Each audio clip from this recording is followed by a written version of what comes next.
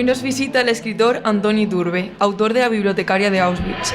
Ha participado con alumnos de cuarto de la ESO en un encuentro literario dentro de las segundas jornadas de estudios del Holocausto, que llevan el título de Literatura, Memoria e Historia del Holocausto. Bienvenido, Antonio. ¿Qué te ha parecido el encuentro?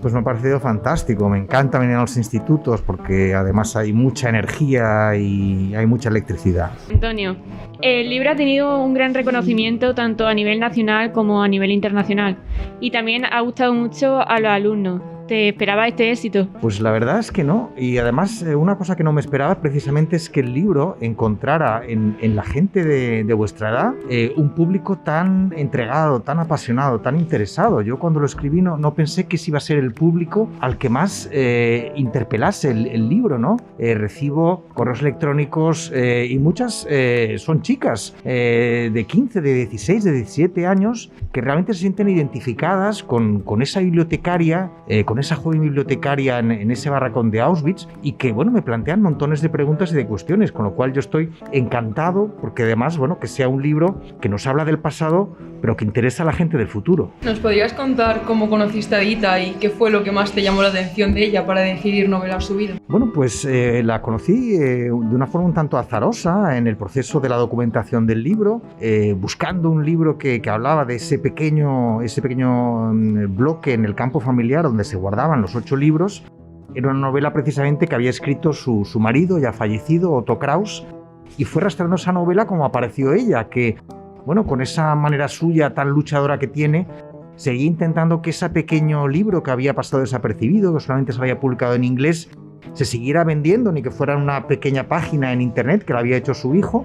Y yo accedí a esa página y, bueno, me di cuenta de que la persona que estaba enviando esos libros mundo adelante era la propia Dita Kraus, la propia bibliotecaria de Auschwitz. La obra se localiza en Auschwitz II o Birkenau, en concreto en el campo familiar. ¿Puedes hablarnos un poco de sus características y cómo te documentaste para recrearlo en tu novela? Bueno, pues Birkenau es ese Auschwitz II, en ese conjunto de campos, y es ese lugar que vemos en las películas, esa gran torre agujereada que traspasa el tren y se hinca en el propio campo donde llegan los internos. Y bueno, pues yo visité Auschwitz, creí que era muy importante como parte de la documentación, como parte de los datos, pero también un poco para sentir, ¿no? Para estar allí, tener un poco la sensación, la mirada de estar ahí, ¿no? Y realmente es un lugar que, bueno, hay gente que me dice, bueno, ¿aconsejas la visita? Bueno, no la aconsejo como una visita de turismo, ¿no?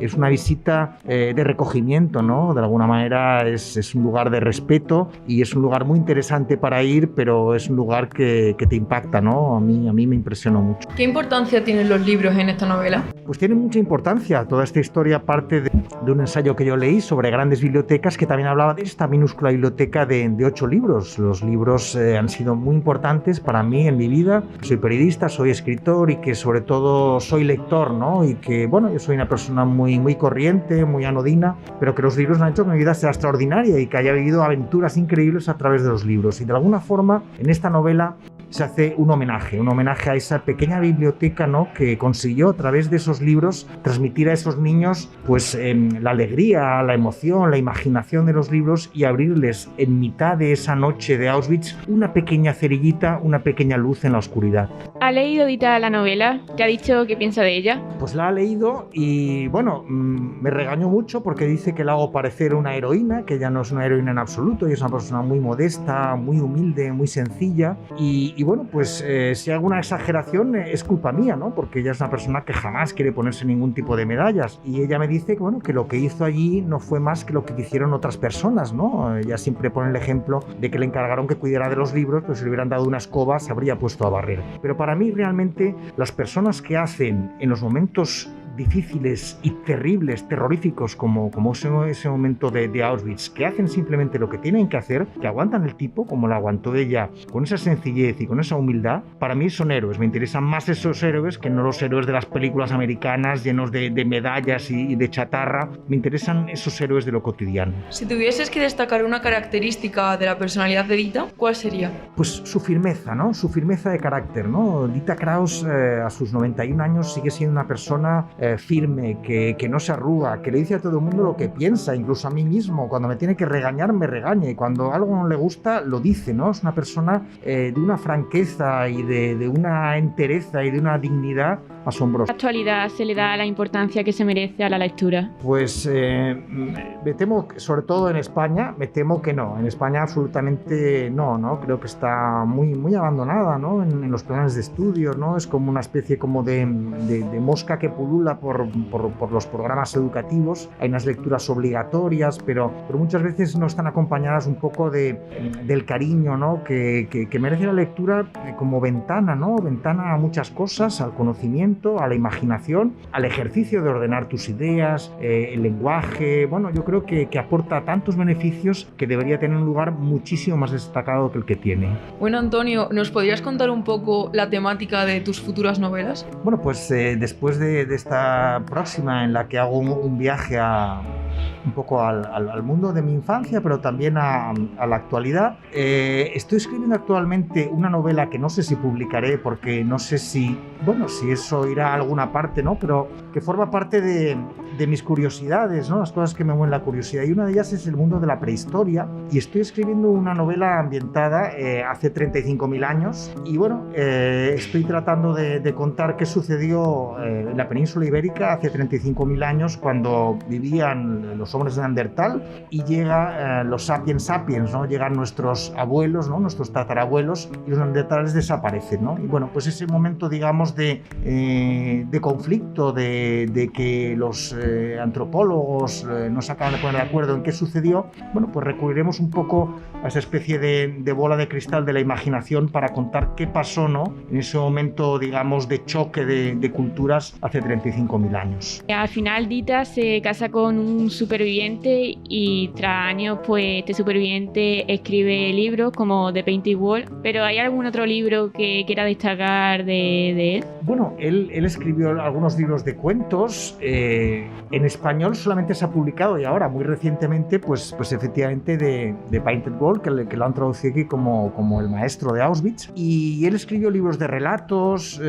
incluso algún libro de poesía, alguna otra novela que no se han traducido en España, ¿no?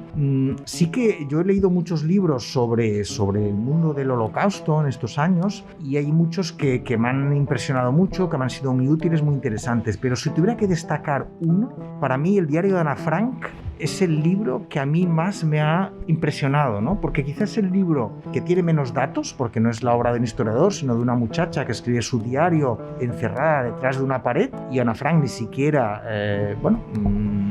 veía, ¿no? Con sus propios ojos lo que estaba pasando, y sin embargo hay en ese libro algo que te conecta muchísimo con la época, ¿no? Con el temblor, con el miedo, ¿no? Un golpe, de repente todo el mundo se encoge, ¿no? Hay algo en ese libro realmente muy poderoso, ¿no? Y a mí el diario de Ana Frank, para mí, es un libro crucial para entender qué pasó en esos años. ¿Nos puedes contar también cómo te inspiras para escribir? Bueno, pues es difícil de contar, ¿no? Algo tan gaseoso, ¿no? Como la inspiración, ¿no? Es algo que de repente surge, ¿no? De repente hay un día en que hay una idea que aparece por tu cabeza, ¿no? Como si apareciera una mosca, ¿no? Dando vueltas, y no se va, ¿no? Hay veces que esas ideas van y vienen, y otras veces las ideas no se van, ¿no? Se quedan ahí, y tú, bueno, les empiezas a dar vueltas y vueltas y vueltas, y un día coges un papel, una hoja, y escribes 4 líneas, ¿no? Y luego sigues, y al final pues es una especie como de semilla que va creciendo, ¿no? En el caso, por ejemplo, de esta novela, que no sé si se publicará, sobre la prehistoria, bueno, pues parte de una curiosidad desde que yo era muy pequeñito, ¿no? Y llegó a mi casa, donde no había apenas libros, un vendedor de enciclopedias una tarde, y convenció a mis padres para que comprasen a plazos una enciclopedia de la prehistoria, ¿no? Y yo pues muchas tardes andaba viendo esas láminas de hombres primitivos, de cuevas, de animales que me fascinaban, ¿no? Y al final un poco la literatura surge de la fascinación, ¿no? Uno escribe sobre lo que le fascina, y eso es lo que sigo haciendo tantos años después. Y a pesar de todas las atrocidades que cuenta en la novela, los supervivientes seguían creyendo en Dios. ¿Por qué crees que seguían creyendo? Bueno, unos sí, otros no. Hay mucha gente, lógicamente, que se agarra, se aferra a lo que puede, ¿no? Te agarras a un clavo ardiendo, ¿no? Pues te agarras a una esperanza, ¿no? A una dignidad, a lo que sea. El caso de Edith Krauss, por ejemplo, ella me lo explicó. Ella dejó de creer en Dios porque esperaban esa salvación, pero la salvación nunca llegó y murió su abuelo y murió su padre y murió su madre, ¿no? Y ella dejó de creer, ¿no?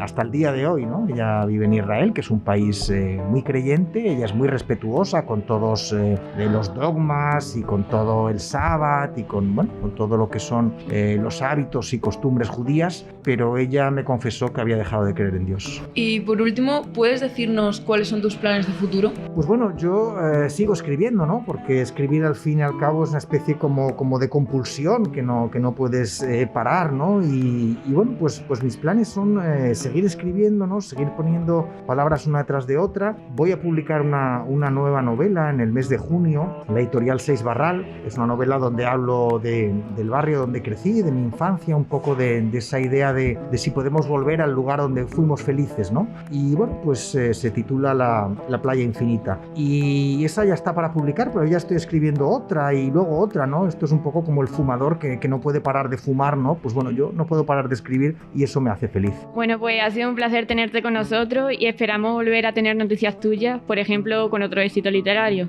Hasta siempre. Hasta pronto. Chao. Gracias.